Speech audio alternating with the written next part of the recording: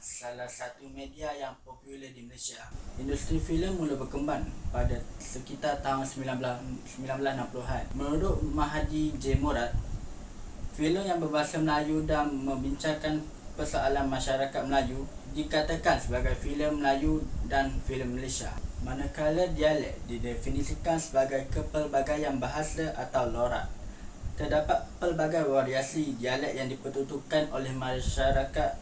Namun begitu, dialek juga diaplikasikan di dalam penggunaan elemen filem. Antara permasalahan kajian yang didapati adalah pertama, dari segi pemilihan filem untuk dikaji, dan yang kedua adalah faktor-faktor filem yang dipilih menjadi tumpuan untuk ditonton. Untuk persoalan kajian, objektif kajian akan menjawabnya, iaitu yang pertama adalah mengenal pasti dan menentukan filem yang dipilih mengikut dialek negeri yang digunakan, mengkaji naratif dan genre filem menerusi filem yang dipilih yang menggunakan dialek negeri yang sama, dan yang ketiga adalah menganalisis dan mengupas faktor lain yang menjadi tarikan kepada filem yang dipilih yang menggunakan dialek negeri.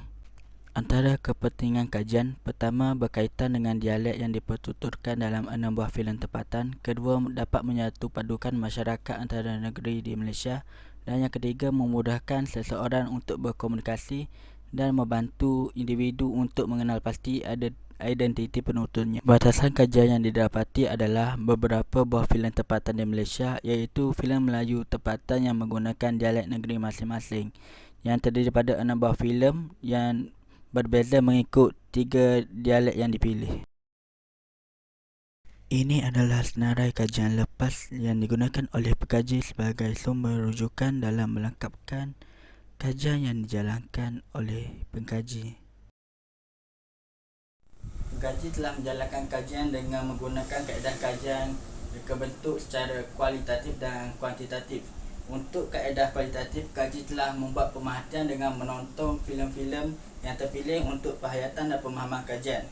Pengkaji juga menggunakan bahan ilmiah dari perpustakaan dalam membuat penelitian, kajian dan menganalisis karya. Reka bentuk kuantitatif juga digunakan, iaitu dengan mengedarkan borang tinjauan soal strategi.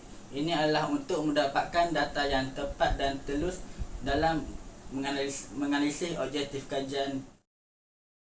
Untuk soalan filem yang menggunakan pertuturan dialek negeri Kelantan, rekod mencatatkan seramai 30 orang mengetahui filem Pok Yah Concodeh Siti di Hati merupakan sebuah filem menggunakan dialek negeri Kelantan. Tidak lupa seramai 13 orang responden mengetahui tentang filem Sebuah Piala Seekor Kambing yang juga merupakan sebuah filem yang menggunakan pertuturan dialek negeri Kelantan. Filem Pok Yah Concodeh Siti di Hati menjadi pilihan majoriti kerana judulnya yang bersinonim dengan slang seakan-akan dialek negeri Kelantan. Seterusnya, bagi soalan yang menentukan filem mana yang menggunakan dialek Pulau Pinang, statistik yang sama 22 orang direkodkan bagi kedua-dua buah filem yang sememangnya menggunakan dialek negeri Pulau Pinang, iaitu filem Anak Mami Kembali dan Mami Jarum. Ini menjelaskan bahawa filem ini sangat popular di kalangan masyarakat. Seperti yang sedia maklum, penggunaan panggilan mami sudah menjadi suatu kebiasaan bagi segelintir masyarakat di Pulau Pinang, terutamanya bagi mereka yang berdarah kasukan mamak. Budaya ini telah diterapkan dalam jalan cerita siri filem Anak Mami di bawah arahan pengarah Prof. Madya Datuk Dr. A. Razak Mahidin. Akhir sekali, soalan apakah filem yang menggunakan pertuturan dialek negeri Perak? Untuk menentukan responden dalam mengenal pasti filem yang menggunakan dialek negeri Perak, di sini dapat dilihat statistik seramai 24 orang mengetahui Zombie Kampung Pisan dan juga seramai 22 orang tentang filem Hantu Kak Lima Balik Rumah merupakan filem-filem yang menggunakan pertuturan dialek negeri Perak. Rakyat Malaysia sudah mengenali karya-karya Mamat Khalid yang cukup simbolik dengan budaya dari negeri Perak dan jalan ceritanya yang syarat dengan kritikan sosial kepada umum. Secara kesimpulannya, pada masa kini, penggunaan dialek dalam filem jauh lebih baik daripada bahasa pasar, bahasa slengan ataupun bahasa sindiran. Keunggulan dialek dalam filem juga dapat memperkenalkan kekayaan bahasa kita kepada penonton. Itu sahaja daripada saya. Sekian, terima kasih.